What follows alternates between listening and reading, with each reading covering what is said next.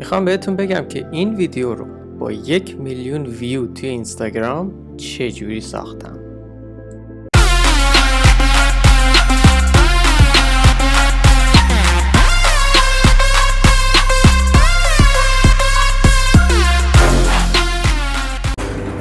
بیشترین سوالی که ازم شد به جای اینکه بگن آیه رامین پیری این ویدیو رو چجوری ساختی، به من میگن که با چه نرم افزاری ساختی. مایا، افتر افکتس، فتوشاپ. ولی نرم افزار همه چیز نیست. این ویدیو توی پروسه‌ای که من اجراش کردم از 6 بخش اصلی تشکیل شده. 1 ایده، 2 ویدیوگرافی، 3 تمیزکاری و ترک ویدیو توی نرم افزار افتر افکت، 4 مدل سازی و انیمیت توی مایا، 5 رندرینگ توی مایا و 6 در نهایت کامپوزیت، اصلاح رنگ و موشن گرافیک های اضافه توی افتر افکت. خب مرحله اول ایده.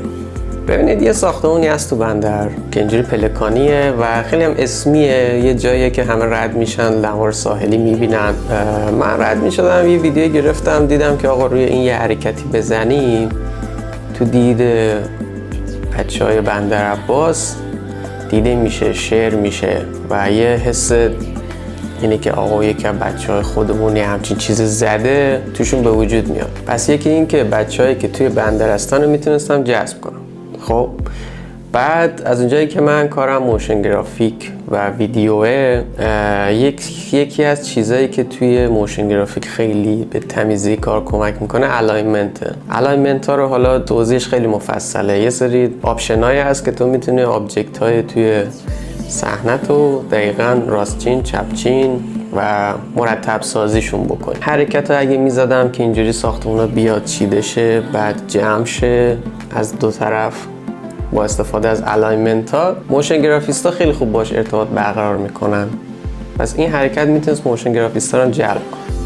از اونجایی که بحث معماریه و روی طراحی و از این نگاه دیگه داریم این ساختمون رو طراحی میکنیم، توجه معمارا هم میتونست جلب کنه. پس با یه تیر 3 نشون زدم، باعث شد که ویدیو خوبی بگیره.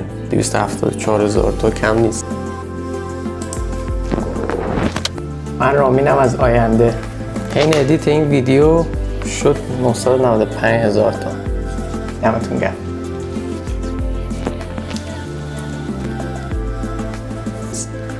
برای منی که پیجم تقریبا 2000 تا 1500 تا فالوور داره. ایده اینه که این ساختمون پلکانیه به صورت نامنظم بیاد، طبقاتش جدا جدا بشینه رو هم نامنظم و با 2 کلیک الاینمنت اینا صاف بشه و به حالت اصلیش در بیاد. ساختمون کنارش هم با موشن گرافیک بیاد و چیده بشه. این ایده کلی بود. حالا بریم سمت اجراش. خب مرحله دوم ویدیوگرافیه. من اینو با آیپد گرفتم. اگه شما بخوای با آیفون بگیرید یا با دوربین، باید به این چند نکته دقت کنید. یکی این که با چه رزولوشنی میگیرید، حداقل فول اچ دی و بهتر 4K بگیرید که یه جای خاصی زوم کنید کیفیت پایین نیاد، چون که اینستاگرام فول اچ دی قبول میکنه، بیشتر از اون خودش تبدیل میکنه فول اچ دی، کمتر از اون اصلا کیفیت رو داغون میکنه. پس خروجیتون در نهایت باید فول اچ دی باشه. حالا یا فول اچ دی ویدیو میگیری یا 4K. بعد از اون به فریم ریتی که فیلم برداری میکنید دقت کنید. استاندارد اینستاگرام 30 فریمه. شما 24 25 اینا اگه بگیرید خوب در نمیاد. اگرم 60 بگیرید بخواید بعداً به 30 تبدیل کنید اوکیه. ولی 60 فریم هم بگیرید یه مشکلی پیش میاد داخل رندرینگتون. از 30 فریم تا 60 فریم رندر کردن تقریبا 2 برابر تایم رندر بیشتره الکی. در نهایت اینستاگرام 30 فریم خروجی میخواد. خب حالا اینا رو بیشتر بعد جلوتر توضیح میدم. الان که بحث شد بگم این بخش ویدیوگرافی. بعد از اون به فاصله کانونی دوربینتون خیلی دقت کنید، چون دوربینی که ویدیو میگیرید با دوربینی که توی نرم افزار 3 بعدی میخواید تو مراحل بعدی توضیح میدم رندر بگیرید، باید با یه فاصله کانونی باشه. در غیر این صورت اصلا یه ناهماهنگی پیش میاد. ویدیوتون هم گرفتید، میریم سراغ مرحله سوم. خب مرحله سوم تمیزکاری و ترک. این 2 بخش خیلی مهمه. میخوام که خیلی خوب و جامع توضیح بدم، فقط فعلا درکش کنید. حالا نمونه هاشم بهتون نشون میدم. من ویدیو رو گرفتم، اون ساختمون الان اونجا هست. پس این اگه من بخوام این بیاد چیده بشه تداخل داره که اگه زمین خالی بود این بخش اصلا رد میشد. الان یه بخش داریم اسم تمیزکاری. من میام توی افتر افکتس یه فریم از ویدیو رو خروجی میگیرم، میبرم توی فتوشاپ، اون قسمت رو تمیزکاری میکنم با کانتنت فیل. حالا راحت ترینشه اگر نشد دستی با استامپ یا چیزای دیگه، و اون قسمتی که تمیز شده رو میام میندازم روی ویدیو. و برای اینکه فریم به فریم مچ بشه باید ترک بشه. حالا ترکینگ چیه؟ من یه ذره کلی بیس توضیح میدم. ترکینگ به معنی این که ویدیو رو آنالیز میکنن که از روی اون بتونن حرکت دوربین و فاصله کانونی رو حدس بزنن. گفتم فاصله کانونی دوربینتون رو حتما بدونید که اینجا به کارتون میاد. ترکینگ اینه که میاد فریم به فریم، پیکسل به پیکسل تمام ویدیوتون رو آنالیز میکنه و تمام حرکت‌های پیکسل‌ها و نقاط رو در میاره و به شما میگه که تقریبا حرکت دوربین چجوریه. باعث میشه که لرزش دوربین به دست میاد و اون یه فریمی که تمیز کردی رو وصل میکنی به دیتایی که ترک کردی و این باعث میشه که اون فریمه یه فریمه ولی انگاری که ویدیوت کامل اون فضای خالی رو داره. خب ویدیو رو زدیم، یه فریمش رو براشون تمیز کردیم، به دیتای ترک وصل کردیم. الان یه ویدیویی داریم که ساختمونه خالیه. حالا باید چیکار کنیم؟ الان میایم تمام اون جزئیاتی که ترک کردیم و خروجی میگیریم، اطلاعاتش رو واسه مایا، واسه نرم افزار سه‌بعدی. من مدت ها مونده بودم چجوری کامرای افتر افکت رو ببریم توی مایا، تمام دیتیل، تمام ترکینگ رو. بعدا یه بار سرچ کردم بعد چند سال، دیدم که یه نفری، یه دمشگرم، یه بنده خدایی اومد یه دونه پلاگین ساخت، یه دونه اسکریپت ساخت، تازه پلاگین هم نبود، که تمام دیتاهای ترک شده تو بتونی ببری تو مایا. یعنی همون دوربینی که تمام لرزش‌ها و فوکال رو به دست آورده میبریم توی مایا و اونجا کار سه‌بعدیمون رو انجام میدیم. خب این میشه دوربینی که خروجی افتر افکتمون بود. خب اینجا دقت کنید فوکالش 20 میلیمتره.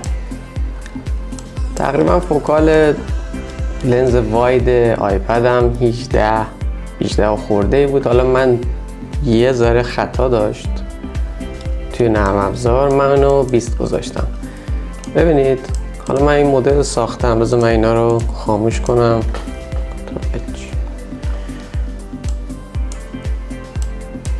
این ویدیو ما که آوردیم اینم از دوربینمون. خب از دید دوربینمون یه همچین ویدیویی. یکی اینکه حالا من این فریم تمیز شده رو اینجا نیاوردم به خاطر اینکه میخواستم مدلی که بسازم مچ باشه با تصویرم. ببین این ساختمونه رو چون که میخواستم بچرخه و بیاد بشینه مجبور شدم که کل مدلش رو سه‌بعدی بسازم. خب این فوکال دوربین که گفتم مهمه رو اینجا ببینید.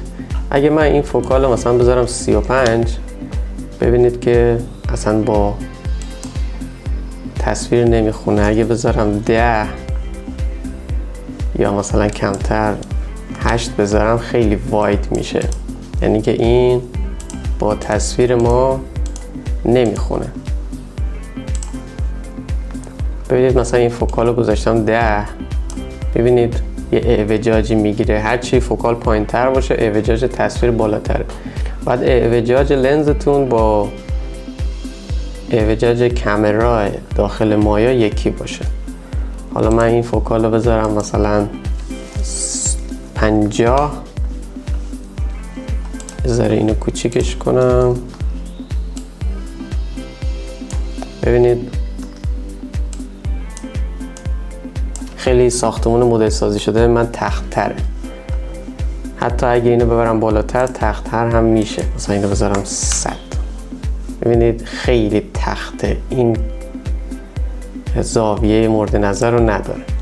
برای همین اعوجاج دوربین خیلی مهمه که توی فیلم برداری باید بهش توجه بشه. یعنی شما علم ویدیوگرافی هم داشته باشید واسه اینکه کار سه بعدی انجام بدید. اینو میذارم همون 20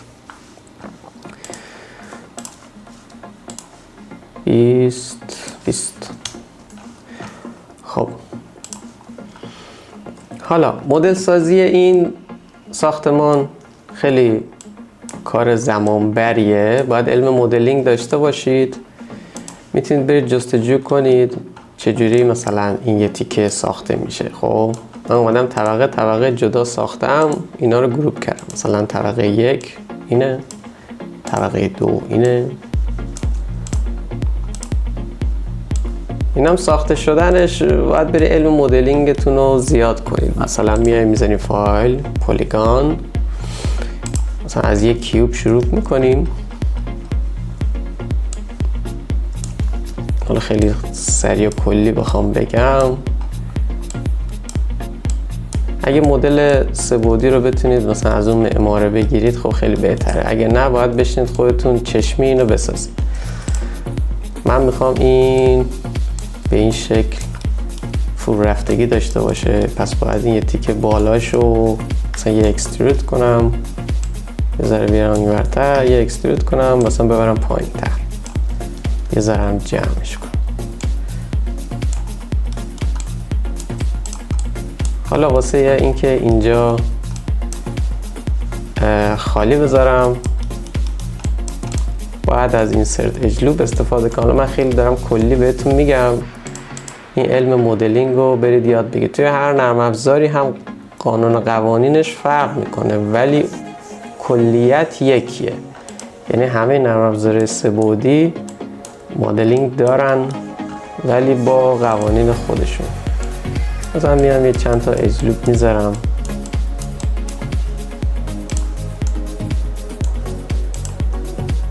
و مثلا پاک میکنم که مثل این در بیاد. حالا دقیق من که رفرنسی نداشتم، ابعاد اندازه‌ام نداشتم، اومدم چشمی از روی دوربین همینجوری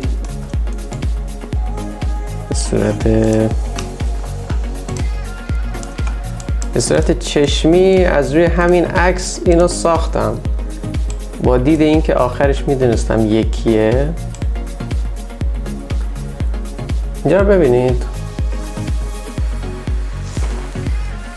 چون ما وقتی مدل سازی کردیم، یه بار دیگه توضیح بدم، اینا بیاد دونه دونه سر جاشون بیستن به صورت نامنظم، یه الاین وسط بخوره و یه دونه الاین از پشتش که به حالت اصلیش برگرده.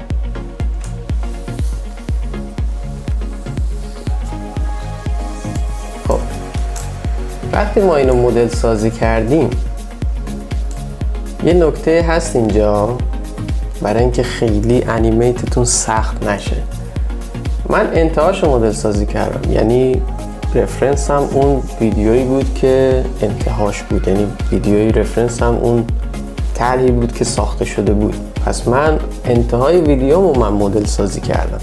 خب پس برای همین نمیام دوباره از هم جداشون کنم، دوباره به هم بچینم انیمیت کنم.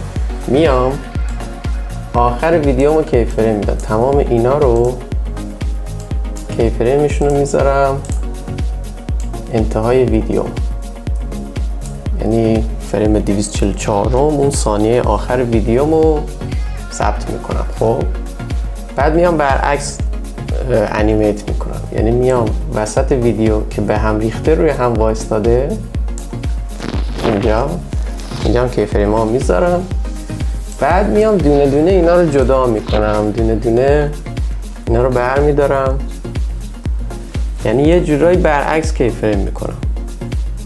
این کار خیلی راحت تره، چون اگه من بیام اینا رو جدا جدا کنم بعد بیام دونه دونه روی هم کیفریم بدم بذارم بعد بخوام الاین وسط کنم بعد الاین آخر کنم، خب این الاینا تصویری ما داریم میبینیم، ولی اینجا باید دونه دونه دقیق اینا رو کی فریم بدیم.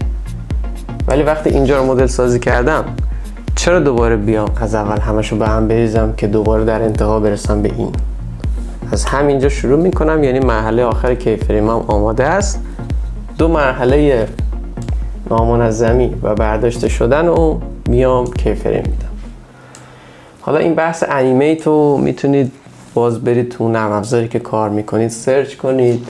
انیمیت 3 بعدی خیلی بحث زیادی، یعنی میتونیم ساعت ها بشین راجع به انیمیت صحبت کنیم. فقط بدونید که این قسمت بعد از مدل سازی یه انیمیت داره به این شکل.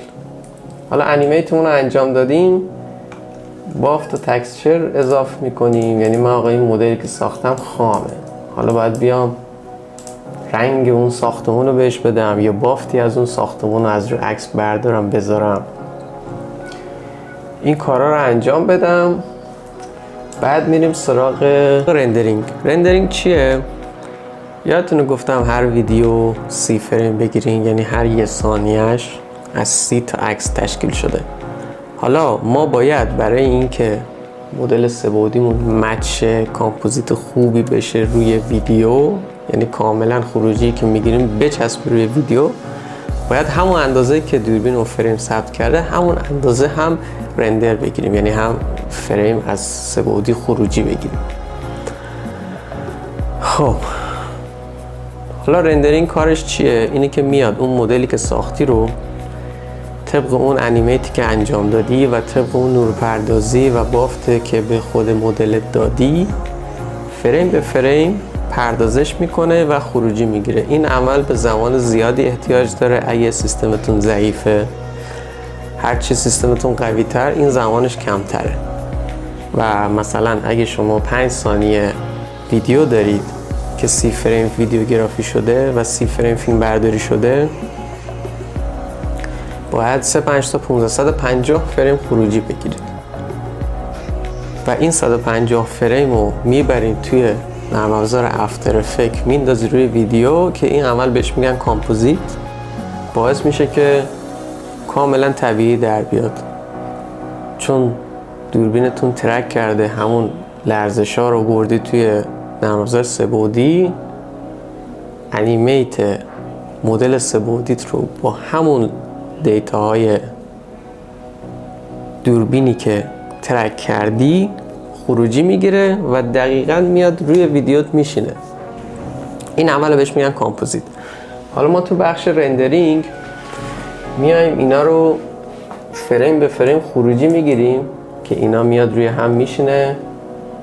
قشنگ میبینید که سایه ها داره تاثیر میذاره، هر آبجکتی که تکون میخوره سایه هاش هم تکون میخوره، کاملا طبیعی در میاد. اینو که انجام دادیم فریم به فریم رندر کردیم. من فایل رندرینگش رو نشونتون بدم.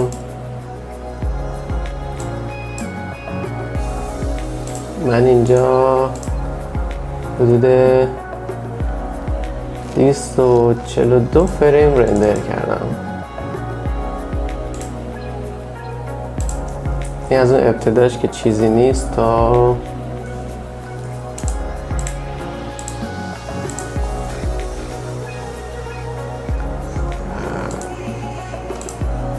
اینکه تمام این ساختمون میاد به حالت اصلیش باز میگرده. اینجا من رندر گرفتم. حالا اینو میبریم تو نرم افزار افتر افکت، قسمت سبزش رو حذف میکنیم مثل گرین اسکرین و مچ میشه روی ویدیو. حالا یه ذره تمیزکاری داره، رنگ و نورش یه موقعی نمیخونه، باید علم رنگ و کامپوزیت داشته باشید. حتی همیشه این کامپوزیتاتون ممکنه تمیز در نیاد، نیاز داره یه جایی بشینید یه سری تریکایی بزنید. حالا خیلی خودمونی بگم ماسمالیش کنیم که دقیق در بیاد. خب این ویدیو اصلی مونه. اینم همون فریمی که پاک کردیم ساختمونا رو. و اینم فایل رندرمونه که اومد روش نشست. من اگه خاموش کنم میبینید که این 250 فریمی که رندر کردیم اینجا ظاهر شد که اینا در اصل این بوده. حالا من اینجا یه سری تمیزکاری کردم، مثلا برای اینکه این بره پشت این درخت ها اومدم 2 تا فایل درخت ماسک کردم و انداختم روی لایه بالایی رندرم که طبیعی تر در بیاد. حالا یه سری با لومتری کالر یه سری رنگاش هم تغییر دادم. ببینید این رنگی که رندر گرفته، یکم نویز کاهش دادم، رنگش رو با رنگ محیط یکی کردم. خب این کار هم انجام دادم دیگه. میشنم موشن گرافیک های اضافه رو بهش اضافه میکنم. مثلا این 2 تا الاینمنت ها رو برداشتم از فتوشاپ آوردم اینجا. بعد یه سری اینتراکت اضافه هم مثلا درست میکنیم. اینا رو که من رندر گرفتم، ولی اینجا اومدم طبق حرکت اینا یه موشن گرافیک زدم که 2 3 4 5 6 مثلا انگاری ساختمونا رو دارم خودم با کلیک اضافه میکنم.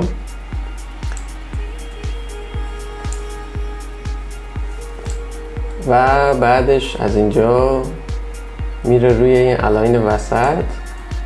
ببین تایمینگ باید دستتون باشه، انقدر کار تیریدی بکنید بدونید که رو چه تایمی اون موسا رو بیاری که با رندرت مچ بشه. و یک کلیک میکنه اینا میان وسط و میاد در انتها روی این الاینمنت کلیک میکنه و ویدیو نهایی. خب راجع به این ساختمان بغلی هم یه توضیح بدم که من اینو نشستم تیریدیش نکردم، قدم به قدم ماسکش کردم که اینجا بهتون نشون میدم. ببینید اومدم اول جداش کردم، بعد هر طبقه رو جدا به جدا اینو ماسکش کردم که جدا بشه. ادامهشون رو ساختم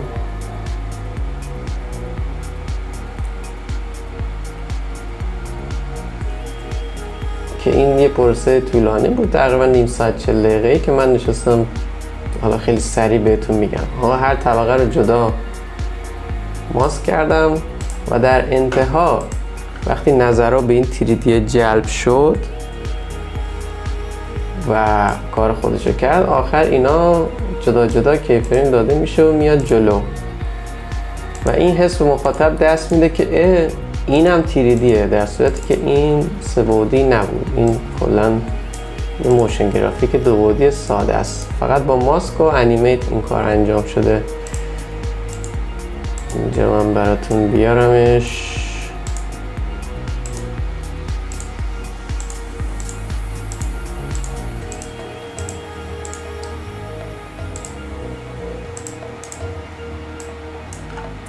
کجا بود؟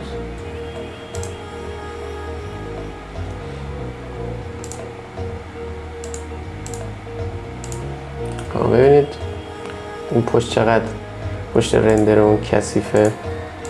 میگم یه سری کارا ماستمالیه. این لایه های با کیفریماشون میتونید ببینید. این موشن گرافیک 2 بعدی. برای اینکه طبیعی تر در بیاد در آخر هم یه سری ساند افکت اضافه میکنیم.